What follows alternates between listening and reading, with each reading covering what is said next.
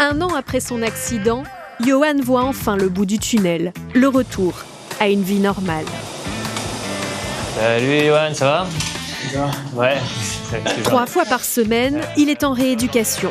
Des séances indispensables pour récupérer d'une hyperthermie maligne, appelée aussi le coup de chaleur de l'effort. Ce qu'on va faire, c'est une prise de masse, un reconditionnement au niveau cardiovasculaire et se recréer une tolérance aussi à la chaleur corporelle. À 33 ans, Johan a toujours été sportif. Amateur de foot, puis de trail, il n'avait aucun problème de santé jusqu'à l'accident.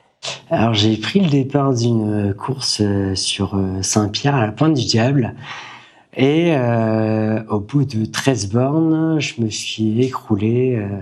Il faisait très chaud ce jour-là et puis je suis tombé. Du coup, il y a un médecin qui est arrivé et ils ont tout de suite pensé à un coup de chaleur.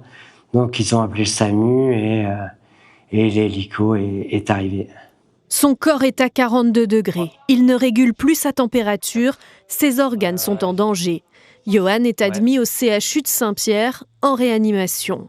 Un service où il revient régulièrement. Hostia, je t'ai pas reconnu. Incroyable. 10 jours de coma, 3 mois de réanimation, de multiples opérations et 40 kilos en moins. Johan avait peu de chance de s'en sortir. C'est un miraculé. Il a fallu que je réapprenne à manger, à marcher, à me déplacer, à me brosser les dents.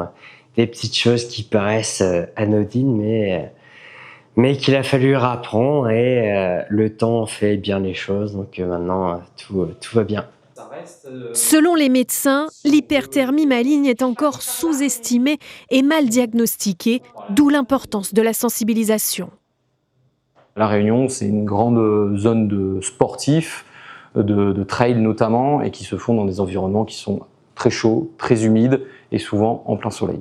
Si mon témoignage peut aider à ce que les gens prennent conscience que ça existe et que personne n'est à l'abri, eh bien, tant mieux. Johan reprendra son travail en janvier, manipulateur radio au Shore. De patient, il redeviendra soignant.